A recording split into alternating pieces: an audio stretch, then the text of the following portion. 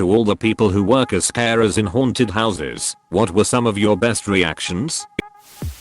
A friend of mine went to a haunted house and the crazy chainsaw guy at the very end recognized her. They were coworkers at another job, but she didn't recognize him in costume, so when he was just supposed to chase people out of the building, he chased her all the way down the street. It was extra funny because she started to slow down outside the building and then looked back and realized he wasn't stopping before running the rest of the way down the street. It was always the best when you knew someone, or when someone in the group would say a name and then yelled radio it ahead of you, so that Melissa kept hearing Monster whisper her name. When it worked beautifully. It's always great when you can coax their name out of them. When I was younger, I could speak soft and innocently and could often get a name out of someone. I also had a super deep and loud voice and would scream their name down the rest of the trail. Seeing the look on their face as they realize they've been bamboozled and the dark forest in front of them is screaming their name back at them is priceless. Plot twist: Hair's not talking about a scare house. r/novelette then. I got one of those really big buff men to let out the highest pitched scream I've ever heard. He almost punched me but stopped himself. I'm trying to imagine that. Just Google Brock Lesnar scream. I'll see you. On Sunday, 11/11, the HHH weird snort thing too while you're at it lol. I was walking through a haunted house and there was a skeleton in a wedding dress laying in a casket. A zombie guy in a tuxedo jumped out from behind the wall and screamed, "Don't look at my wife." Me, being the funny try-hard teen I was, responded, "Sorry man, she's just so hot." He replied, "Yeah, shall give you a real boner." I think about that all the time. Props to that haunted house worker. Ducking sands. This made it 10 times better. I have several stories. Done it for years. I was once knocked out. Worked in a house with a scare room where you peek behind blacked out curtains. You're not supposed to lean farther than the windowsill, but sometimes you're just in the moment. A guy turned a corner and was looking at the blacklight work on the wall and didn't notice me right beside him. I leaned as close as I could to him and just whispered to him. He collapsed to the ground and reached for anything he could grab. Grabbed the back of my head and I slammed my head into the sill. Next thing I know, I'm on the ground of the scare room. A coworker steps over me and hands me a bottle of ibuprofen lol. I was once Nosferatu and scared a guy so bad he tried to clear the corner of rocks and props instead of run around it. He fell and tumbled down the other side, breaking 3 fingers. Another time I was part of a blacklight clown maze. The walls were fence. We kept jumping back and forth on the fences and this woman became so exhausted from screaming she passed out. We had to shut it down for a while until paramedics could arrive and get her out.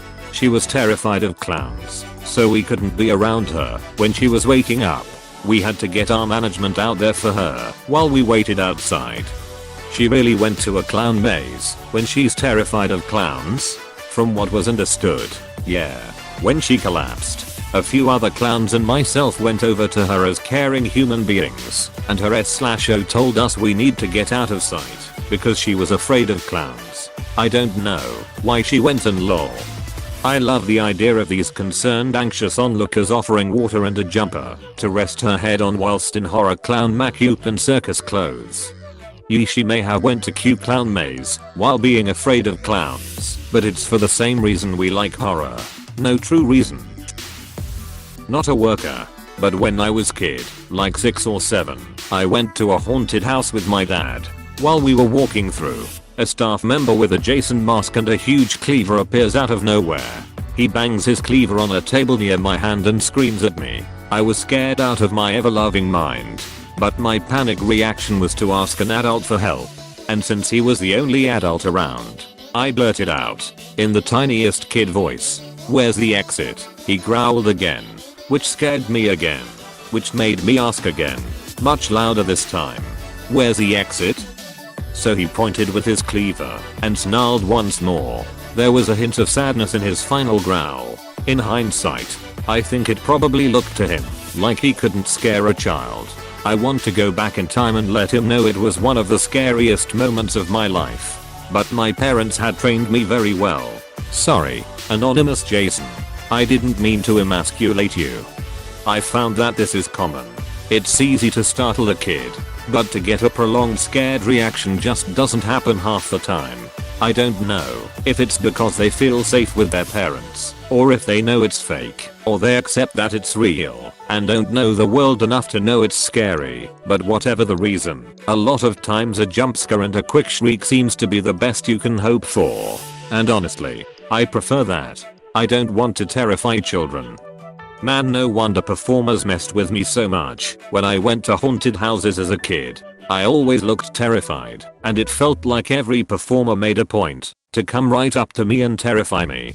And for the next 3 hours, the haunted house workers totally dunked on him, popping out of the ceilings, walls and floors, taking breaks to change makeup, and then roll right back in, scaring him half to death over and over while looping the route back and forth between the entrance and exit, until Brick Love's lamp snuck into a bus to Detroit and escaped. Apostrophe. Not a scarer, but my kid once got the whole attraction shut down. A local haunted Halloween place that was a tradition for us to visit every year had a house of horrors. It was the standard old farmhouse turned into a maze of rooms and hallways filled with monsters and creatures, speakers blaring woo-woo sounds, fake cobwebs and the whole bit. And of course darker than a coal miner's asshole. You had to be 7 years old to enter, and my youngest daughter had waited 4 years to get to go when finally she was old enough, and so stoked to finally experience what her older sister and friends had promised her was going to be like. Totally awesome. Well, we made it slightly less than halfway through. It was zombie grandma that popped out of a closet that did her in. Kid had lungs like a free diver and used them well that day. She also tore loose from my hand and bolted like a startled deer, disappearing into the murky depths of the building. Everything came to a screeching halt. Staff turned on all the lights, herded all the other visitors outside, and helped me look for her. We found her squeezed in behind the vampire's coffin, hands clapped over her ears and eyes tightly shut. I picked her up, and she clung to me like an octopus for the rest of the day. She remembers the event clearly, but hasn't suffered any lasting mental trauma. She still loves Halloween. Honestly, I think losing a kid in one of these things is far scarier than the thing itself. While in my 40s, I went to a haunted house with a friend of similar age and experience. As we were walking out, she said, "It was pretty scary, but not nearly as scary as losing your kid in a grocery store." Agree. I lost her sister in a Walmart once. Scariest 5 minutes of my life. And I just realized I sound like the worst mom ever. Always losing her kids lol. If you think kids learning how to slip away from a parent's attention is bad, I think that's a good sign that you're doing a pretty good job, considering there are parents out there who leave needles out and about or don't want to be bothered with basic care expenses for their child. The person got so scared that they tightly grabbed and squished their companion's dick. Painful. Who that must suck. The appropriate remedy. I've never worked at haunted houses, but here's a conversation I overheard near a haunted house, dedicated to all those who got punched for doing their job. Security patrol. Don't touch the monsters. The monsters won't touch you. Random kid. What if I punch the monsters? Security patrol. The security will touch you. Apostrophe. Ever so tenderly. Sometimes if you're feeling a little insecure, the best thing for you is some security. I was part of a cannibal hillbilly haunted house. My role is to hide near the entrance and jump out with a bloody spade to scare the visitors as they enter the house. I will then call out for my little brother, whom I call Baby. The line goes, "Hey Baby, we got more playthings." One time, a customer was unscathed by my scare and was laughing and mocking me. And when I called out for my baby, he was like, "Oh no, wow, a baby." Little did they know, Baby is a huge guy covered in blood and intestines, wearing butcher apron with a pig mask and armed with an axe. The moment the guy mocked me for calling for Baby, Baby immediately rushed out from a secret door next to him with a creepy childlike laughter. The guy got so scared he stumbled backwards and crashed into our prop haystacks. Cannibal hillbilly haunted house is the strangest string of words I've seen today. I'm intrigued. Do you have more stories? It's actually just the movie Texas Chainsaw Massacre. Apostrophe. Hey, I worked as a scarer in NZ. I really liked the place, and it was fun to work at. They also made sure that we were always safe and people got kicked out if they didn't follow the rules. My best reaction was from a big guy who dropped backwards on the floor and screamed his lungs out after I did a long short scare. Long short is a scare where you shine light on yourself from far away and then sneak up to the person and flash yourself again. One of my favorite ones. I love those type of jump scares, but I did differently by creating a build up of tension. I shine my lights to myself. I turn off, walk one step further and turn on. Do this over and over until you get closer, and when you're close enough, go near the person and shine once again. This time yell loud as you can. Nice. I liked using a bait and switch technique, but flashlight/lighting were a big part of it. We'd use lighting to direct people's attention to an actor or prop to build tension as they approached our area. Then another actor would jump out from the opposite direction and catch the audience completely by surprise. My favorite bait and switch was when they had two of us dressed as werewolves in an outdoor haunt in the woods. We were stationed on a wide wooden walkway with handrails on each side. We covered a forearm-sized stick with shredded paper towels and fake blood. We set the flashlight on the ground a few feet away, pointed at the stick, while the actor would pretend to loudly gnaw on it. As people approached, the thick foliage and darkness kept people from seeing anything besides one werewolf on all fours at the end of a long walkway, chewing on a bloody stump, dimly lit by a solitary flashlight. Needless to say, people were usually pretty freaked out by the time they got close. Which was exactly when I would jump down from the handrail a few feet behind them, landing with a resounding thud on the wooden floorboards. People would turn around just in time so see me growling and lunging at them. It usually got a pretty great scare. So good. Used to know a dude did rock climb with, and he was working at one of these haunted houses as a jack-in-a-box. So he jumps out one time and this proper muscular, manly dude let out a high-pitched scream and punched him straight in the nose by reflex. He now has a crooked nose. They never have that reflex with bigger scare actors in my experience. It's an excuse, and a bad one. It might be an excuse for some people, but it's not always. One of my friends gets aggressive when she's scared. I've seen her try to punch cars coming around blind corners in the school hallways. Former worker. I worked at probably half dozen over the years. I've had a few people pass out and a few yell I just peed my pants, etc, which is always funny/satisfying, but my favorite one is easily this. I was working in a boiler room scene and dressed as Freddy Krueger.